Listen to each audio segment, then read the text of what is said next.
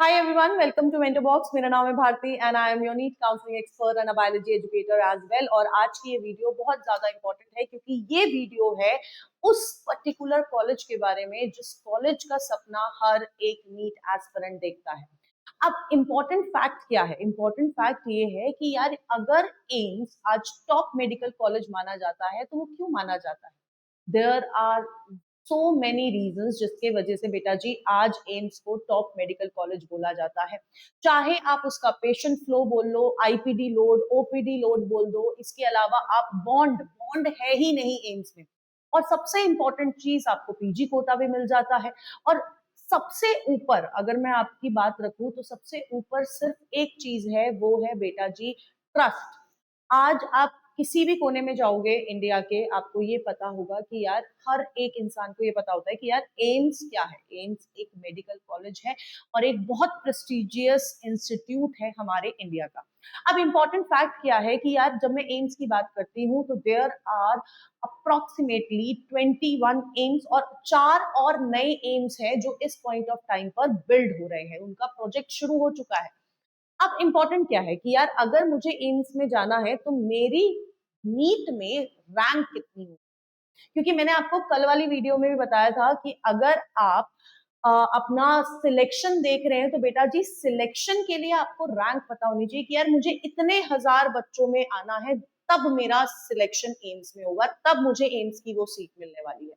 तो मैं आपको आज कट ऑफ है ना, ओवरऑल एम्स की कैटेगरी वाइज कट ऑफ बताने वाली हूँ, एलिजिबिलिटी क्राइटेरिया, फीस, और सबसे इंपॉर्टेंट है सीट मैट्रिक्स, वो भी आपकी कैटेगरी वाइज सीट मैट्रिक्स में बताने वाली हूँ कि अगर आप ईडब्ल्यूएस कैंडिडेट हो, ओबीसी कैंडिडेट हो, जनरल कैंडिडेट हो, तो हर एक एम्स में आपकी कितनी सीट्स जो है वो अवेलेबल है। ठीक है, तो लेट्स गेट स्टार्टेड। सबसे पहले बात कर लेते हैं 2025 की कट ऑफ की, और मैं आपको एक्सपेक्टेड 2026 की भी कट ऑफ बता दूंगी रैंक के हिसाब से। सबसे इंपॉर्टेंट चीज अगर आप देखोगे बेटा जी तो आपको ये पता चलेगा कि अगर मैं ओपन कैटेगरी की बात करती हूँ, which is a general category, and ये जो एम्स होता है ना बेटा जी, ये एम्स आता है आपका ओपन सीट कोटा में।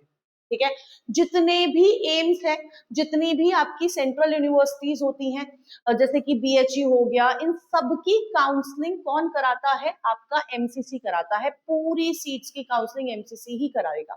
तो ये ओपन सीट कोटा में आता है। 2025 में जनरल कैटेगरी की जो ओपनिंग कट ऑफ थी 1 थी, और अगर मैं बात करती हूँ क्लोजिंग कट ऑफ की, यानी कि राउंड 5 तक जो लास्ट कट ऑफ गई है, इट इज 16,728। अब आप ये सोचो बेटा जी, 16,728 रैंक पे भी आप AIIMS, obviously ranking of AIIMS differ करेगी, बट आपको एम्स एज कॉलेज मिल सकेगा।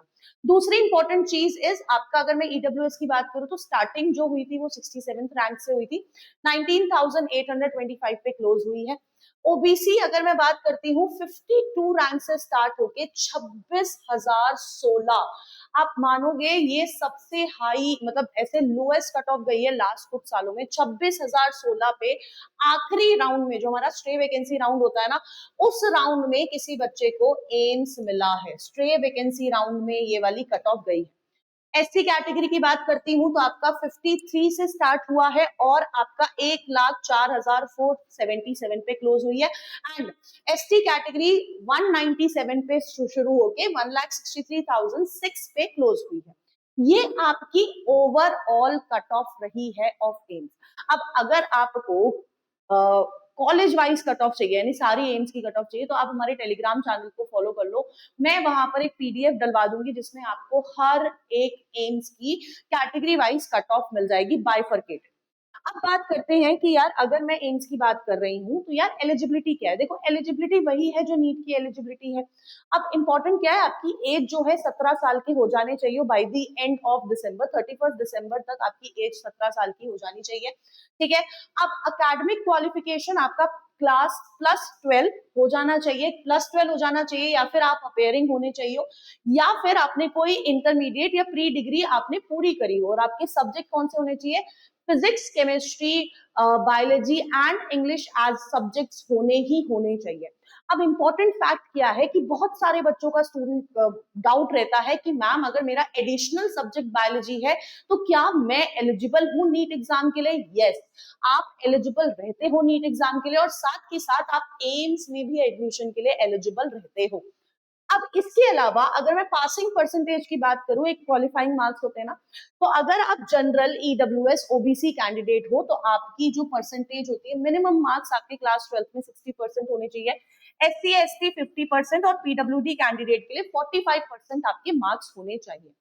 अब अगर मैं फीस स्ट्रक्चर की बात करती हूँ, देखो this is one of the reason, अगर मैं प्राइवेट एमबीबीएस कॉलेजेस की बात करती हूँ, आपका बजट बेटा 80 लाख से 1.5 करोड़ इंडिया में वैरी करता है।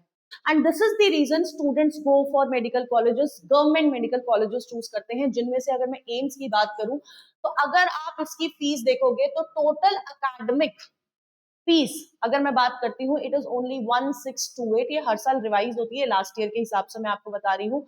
अब जिसमें रजिस्ट्रेशन फीस सिर्फ 25 रुपए है, कॉशन मनी 100 रुपए, ट्यूशन फीस 1350, लेबोरेटरी फीस 90 और स्टूडेंट यूनियन फीस 63, टोटल आपका 1628 हो जाता है। वहीं पर अगर मैं हॉस्टल या फिर और किसी फीस की बात करती हूँ तो आपका टोटल आपका 4228 पड़ता है, जिसमें से आपकी जो ये मेस सिक्योरिटी है और हॉस्टल सिक्योरिटी है विच इज 500 एंड 1000, 1500 रुपए आपके रिफंडेबल होते हैं, है ना, क्योंकि ये सिक्योरिटी अमाउंट है, दे आर रिफंडेबल। अब अगर मैं स्पेसिफिकली एम्स दिल्ली की बात करती हूँ तो एम्स दिल्ली में ना 125 सीट्स है और कुछ हमारी फॉरेन नेशनल्स की भी सीट होती है, यस, जिसकी कट ऑफ अराउंड 9500 गई है।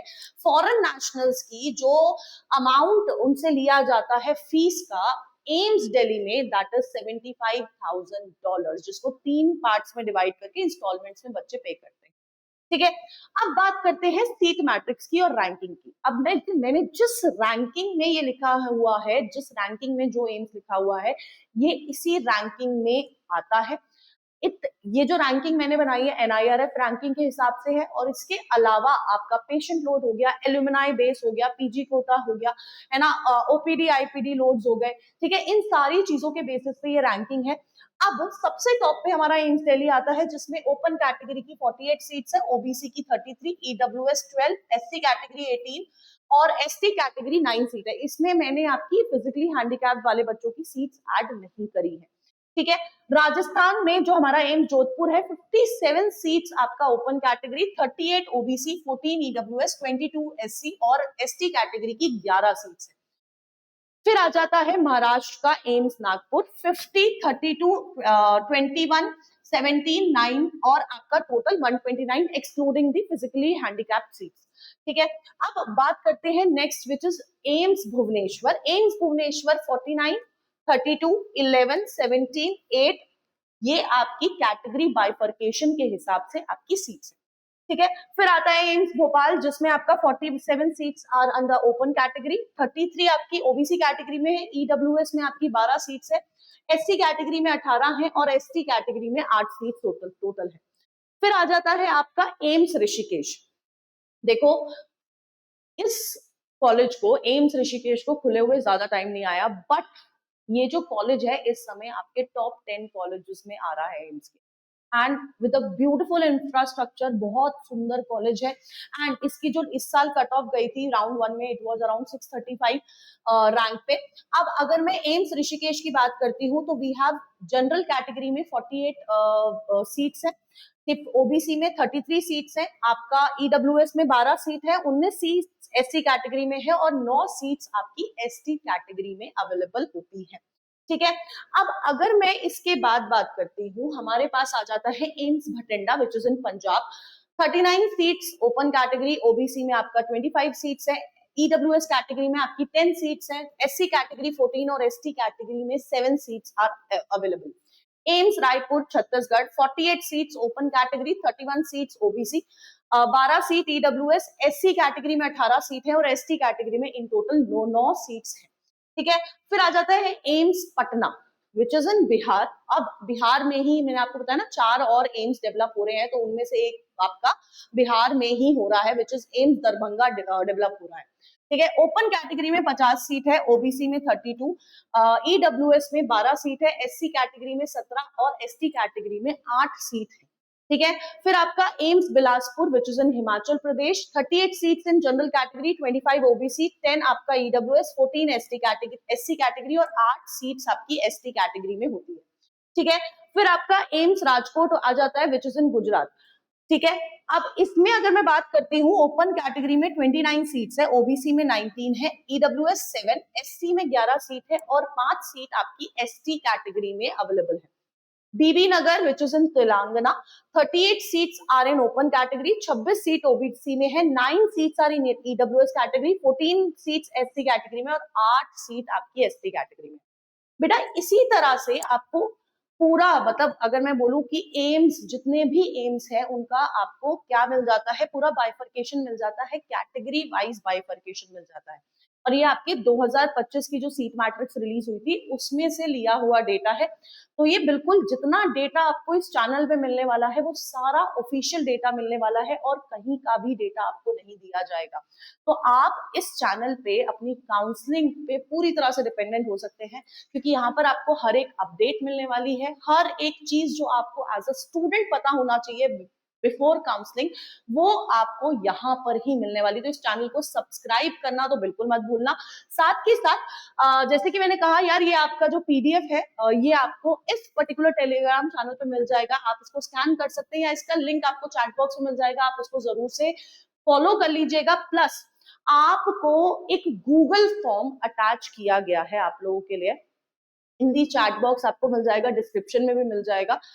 अगर आपको काउंसलिंग से रिलेटेड कोई भी डाउट है, कुछ भी प्रॉब्लम है, आपको कुछ भी पूछना है, तो आप उस गूगल फॉर्म को फिल आउट कर सकते हैं एंड अपनी क्वेरीज हमें बता सकते हैं, जिससे हमारी टीम जो है वो आपको रीच आउट करेगी आपकी क्वेरी सॉल्व करने के लिए। प्लस नीट में 1.5 महीना रह गया है, बहुत अच्छे से मेहनत करो और एम्स में एडमिशन हो, मैंने आपको ऑलरेडी रैंक्स बता दी है।